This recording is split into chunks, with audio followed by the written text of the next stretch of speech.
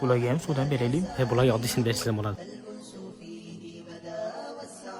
Olib qo'ying buni, prostoyni bersam bo'ladi bularga.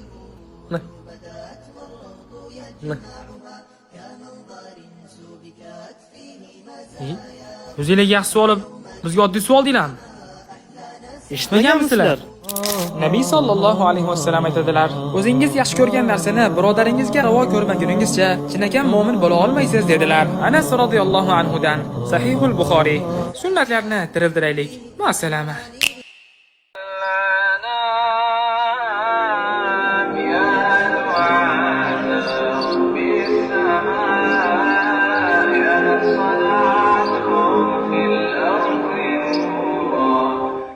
قل الحمد لله وسلام على عباده الذين اصطفى الله خير أما يشركون أمن خلق السماوات والأرض وأنزل لكم من السماء من المؤمنين رجال صدقوا ما عاهدوا الله عليه. Biz bilmagan holda hassani bir kichik qurt kemirib borar edi. Biz esa Sulaymon alayhissalom hali ham tirik deb ishimizni davom ettirar edik. Sulaymon alayhissalom allaqachon vafot etgan edilar. Biz esa u zot tirik deb o'ylab ishimizni davom ettirar edik. Shundan ma'lum bo'ldiki, jinlar g'aybni bilmas edilar. Agar bilganlarida Sulaymon alayhissalomning vafotlarini oldinroq bilgan bo'lar edilar. Kim o'zini g'aybni bilaman deb da'vo qilsa, uning da'vosiga ishonmang. Biz jinlar g'aybni bilmasligimizga yana bir dalil shuki, Sulaymon alayhissalom yiqilganlaridagina haqiqatni angladik. G'ayb ilmi faqat Alloh taologagina xosdir. Ey insonlar, folbinlarning oldiga bormang va ularning so'zlariga ishonmang. G'ayb ilmi faqat Alloh taologagina xosdir. Sizni haq yo'ldan chalg'itadigan da'volarga aldanmang. Ey insonlar, men sizlarga boshimizdan o'tgan haqiqatni aytdim. Undan ibrat oling. Alloh barchamizni haq yo'lda sobit qilsin. Assalomu alaykum va rahmatullohi va barakatuh. Agar ilm ko'tarilsa, qiyomat bo'ladi. Tugadi, dunyo tugadi. O'shuning uchun hadisda kelgan, Ibn Mas'ud roziyallohu anhu ham ta'kidlaganlar.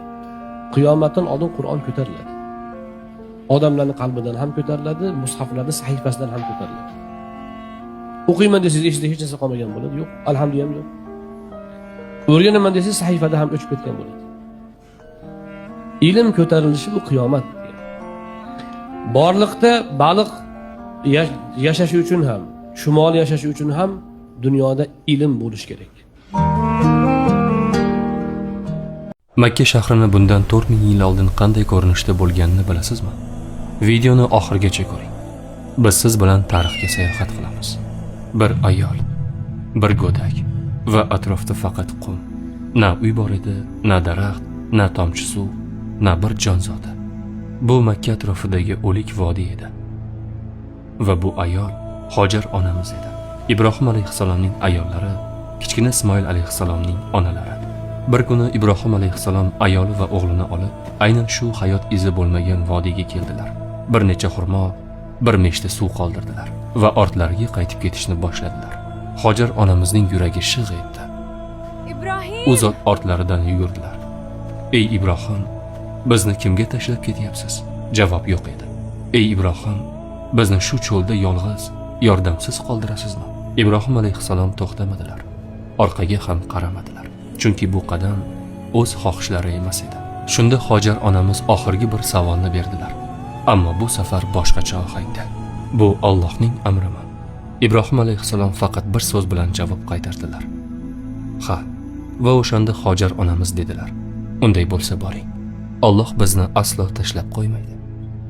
Bir ayol, bir go'dak va cheksiz bir ishonch. Lekin kunlar o'tishi bilan mesh ichidagi suv ham tugay boshladi. Kichkina Ismoilning lablari qurishga, ovozi zaiflashishga tushdi. Ana o'shanda ona yuragi ko'tara olmaydigan bir lahza boshlandi. Hojar onamiz nima qildilar? Bu haqida keyingi qismda. Makka tarixi 2-qism. Umraga borganda nega 7 marta Safo va Marva oralig'ida sa'y qilamiz? Videoni oxirigacha ko'rsangiz bilib olasiz. O'tgan qismda Hojar onamiz va kichkina Ismoil o'lik vodiyda yolg'iz qolgan edilar. Suv tugadi. Kichkina bola chanqoqlikdan bezovtalanib yig'lay boshladi. Ona uchun bundan og'irroq nima bor? Farzandi ko'z oldida qiynalsa-yu, sen unga hech narsa bera olmasang. Hojar onamiz o'rinlaridan turdilar. Yaqin atrofda 2 tepalik bor edi. Safo va Marva. U zot Safo tepaligiga chiqdilar. Uzoqlarga tikildilar.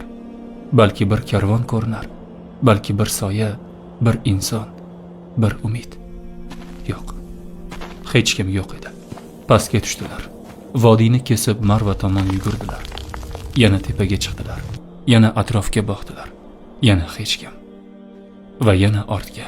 Safodan Marvaga, Marvadan Safoga. 1 marta emas, 2 marta emas. Roppa-rosa 7 marta. O'ylab ko'ring, issiq qum, kuydiruvchi quyosh, tinimsiz yugurish. Hojar onamizning oyoqlari toliqqan, tomoqlari qurigan, ko'zlari yosh bilan to'lgan. Lekin har safar tepalikka chiqqanlarida ichlarida faqat bitta narsa yonardi. Umid. Ular hech qachon endi bo'ldi, keragi yo'q demadilar. Chunki ishonchlari so'zdan ko'ra kuchliroq edi. 7-marta ham hech narsa topilmadi. Kuch tugagandek, umid so'ngan kabi tuyulgan o'sha lahzada Hojar onamiz kichkina Ismoil yotgan tomonga qaytdilar. Va aynan o'sha yerda zamin ostidan kutilmagan bir narsa yuz berdi. Nima bo'ldi? Buni 3-qismda ko'rasiz. Va bu voqea bugungi kunda millionlab insonlarning hayotiga bog'liq ekanini bilib, hayratda qolasiz.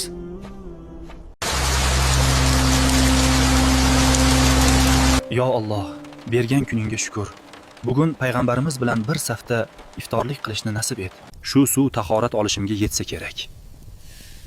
Suv isrofi yomon deganlar Rasululloh. Allohu akbar.